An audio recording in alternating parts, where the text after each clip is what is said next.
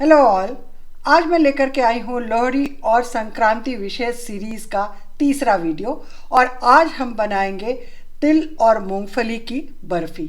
ये ऐसी बर्फ़ी बनेगी जो बहुत सॉफ्ट बनेगी, दांतों में बिल्कुल नहीं चिपकेगी और आपको लगेगा कि आप गज़क या तिलकुट खा रहे हैं। बहुत ही आसान सी रेसिपी है और मिनटों में बन जाने वाली है, तो ट्राई ज़रूर कीजिएगा। इसके लिए हम एक कढ़ाई में लेंगे 1 कप सफ़ेद तिल और इसमें मिलाएंगे 2 बड़े चम्मच बादाम और 2 बड़े चम्मच काजू। अब हीट को ऑन करके और फ्लेम या हीट को मीडियम पे रखेंगे और इन तीनों को भूनेंगे। बहुत ज़्यादा नहीं भूनना है, तिल को अपना कलर चेंज नहीं करने देना है।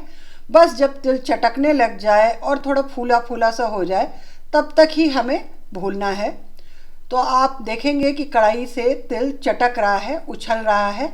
तो जब भी आपको इस तरह से जंपिंग तिल दिखाई दे, चटकता हुआ, उछलता हुआ, डांस करता हुआ, तो हीट को ऑफ कर देना है और उसके बाद भी इसे थोड़ी देर चलाते रहना है।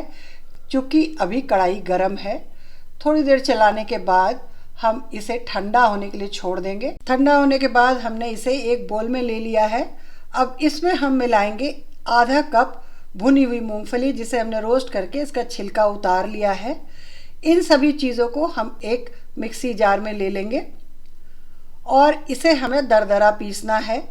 क्योंकि यहाँ पे बादाम, काजू और मूंगफली बड़े साइज़ के हैं और तिल का साइज़ छोटा है, तो तिल तो दरदरा पिस जाएगा। बादाम और काजू के छोटे छोटे टुकड़े आपको इसमें मिलेंगे, जिसकी बाइट्स बर्फ़ी में बहुत अच्छी लगेगी। ये देखिए, ये दरदरा पिस चुका है। तो हम फिर से इसे बोल में ट्रांसफ़र कर लेंगे। बादाम का टुकड़ा आपको दिख रहा होगा, इतने बड़े बादाम के टुकड़ों को हम हटा देंगे। और अब हम इसमें मिलाएंगे आधा कप मिल्क पाउडर और आधा चम्मच इलायची का पाउडर। इन सभी चीज़ों को हम अच्छी तरह से मिक्स कर लेंगे और अब इसके बाद हम चाशनी बनाने की तैयारी करेंगे। तो चाशनी बनाने के लिए मैं ले रही हूँ 1 कप भर करके, मतलब 1 कप से थोड़ा ज़्यादा ही गुड़, जिसे हमने छोटे छोटे टुकड़ों में काट लिया। और इसमें मैंने मिलाया 1/4 कप पानी और 1 चम्मच देसी घी। अब ये देखिए, घी इतना ज़्यादा जम चुका है, 5 डिग्री टेम्परेचर है आज, तो ये चम्मच से निकल ही नहीं रहा है। तो अभी तो चम्मच को इसमें छोड़ती हूँ और हीट को ऑन कर देती हूँ। तो अभी शुरुआत में हम इसे मीडियम हीट पे पकाएंगे। इस ठंड के कारण हमें घी को छुड़ाने में इतनी मेहनत करनी पड़ रही है। हमारा स्पैचुला, चम्मच सब इसमें लगे हुए हैं। तो चलिए, फाइनली घी जो है वो आ चुका पैन में। तो अब मीडियम फ्लेम पे हमें इसकी चाशनी बनानी है। इससे जो हमारी बर्फ़ी है ये बिल्कुल परफेक्ट मीठी बनेगी। अगर आप ज़्यादा मीठा पसंद करते हैं तो आप 1.5 कप गुड़ ले सकते हैं और उसमें आप 1/3 कप पानी डाल के और उससे चाशनी बनाएं। फाइनली जो है हमें चाशनी एक तार की चाहिए। तो जब गुड़ में झाग उठने लग जाए, मुश्किल से 1 से 2 मिनट लगेगा, तो हम चेक करेंगे एक तार की चाशनी बनी कि नहीं। और इसमें एक तार आने लग गया है, आप देख सकते हैं। तो अब हमें इसमें तिल, मूंगफली, काजू और बादाम वाला मिक्सचर डाल देना है और उसके बाद बिल्कुल हल्के हाथों से चलाते हुए इसे चाशनी में मिक्स करना है। आपको अभी देख करके लग रहा होगा कि शायद चाशनी कम पड़ेगी, लेकिन ये बिल्कुल कम नहीं पड़ेगी। और जितनी चाशनी हमने बनाई है उससे, मैंने जैसा कहा, बिल्कुल परफेक्ट मीठी बर्फ़ी बनेगी। बिल्कुल ड्राई और सॉफ्ट, ज़रा भी चिपचिपी नहीं। क्योंकि गुड़ जितना ज़्यादा होगा, बर्फ़ी उतनी चिपचिपी होगी। तो यहाँ पे जो हमें गज़क वाला स्वाद मिलने वाला है और सूखी सी बर्फ़ी बनने वाली है और सॉफ्ट सी बर्फ़ी बनने वाली है, उसके लिए ये मेजरमेंट बिल्कुल सही है।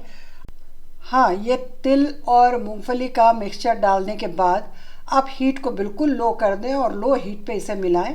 और आप देखिए, ये बिल्कुल मिल चुकी है और इसे अब हमें एक ट्रे में डाल करके जमाना है। तो हम हीट को ऑफ करेंगे और इसे जमने के लिए डालेंगे। इस ट्रे पर हमने पहले से ही पेपर की लाइनिंग लगा दी थी और उसे ग्रीस करके रखा था। आप चाहें तो आप डायरेक्टली ट्रे को ही ग्रीस कर ले सकते हैं। तो ऑयल लगा लिया था हमने और यहाँ पे ये सारे मिक्सचर को डाल करके और इसे दबाना है। चूँकि ये मिक्सचर बहुत ज़्यादा गीला नहीं है तो इसे अच्छी तरह से दबा दबा करके सेट करना होगा। तो ये देखिए ये सेट हो चुका है और अब इसके ऊपर हम डालेंगे कुछ पिस्ता और बादाम की कतरन। आप चाहें तो आप अपने पसंद का कोई भी ड्राई फ्रूट इसके ऊपर डाल सकते हैं और उससे इसे डेकोरेट कर सकते हैं।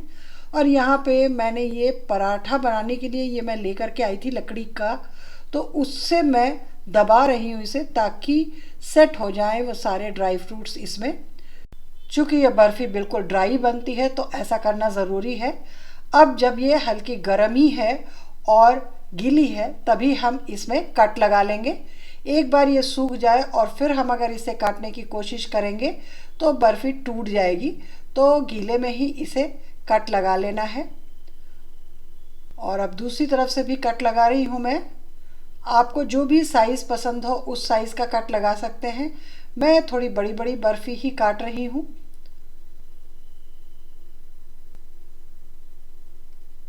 तो यहाँ हमने इसमें कट लगा दिया है और अब इसे ठंडा होने देना है, सेट होने देना है। और ये बर्फ़ी हमारी ठंडी हो चुकी है। आप देखिए कितनी बढ़िया बनी है। इसके जो रंग है और इसका रूप है दोनों बहुत खूबसूरत लग रहे हैं। और अब एक बर्फ़ी मैं निकाल करके आपको दिखलाती हूँ।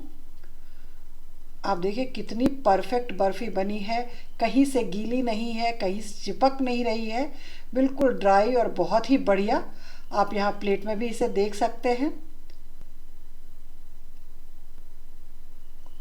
है ना। बहुत ही बढ़िया सी रेसिपी और बहुत इजी भी, मिनटों में बनने वाली रेसिपी है ये, तो ट्राई तो ज़रूर कीजिए आप इसे।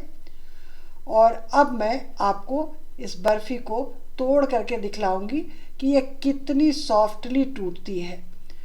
ये देखिए बिल्कुल थोड़ा सा भी इसमें प्रेशर नहीं लगाना पड़ता, बिल्कुल सॉफ्ट तरीके से टूट जाती है।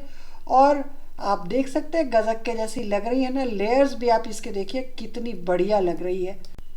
तो अगर ये रेसिपी आपको अच्छी लगी हो तो इस रेसिपी को लाइक कीजिए, इसे ट्राई करके देखिए और बनाने के बाद अच्छी बने तो अपना फीडबैक दीजिए, उससे हमें इनकरेजमेंट मिलता है।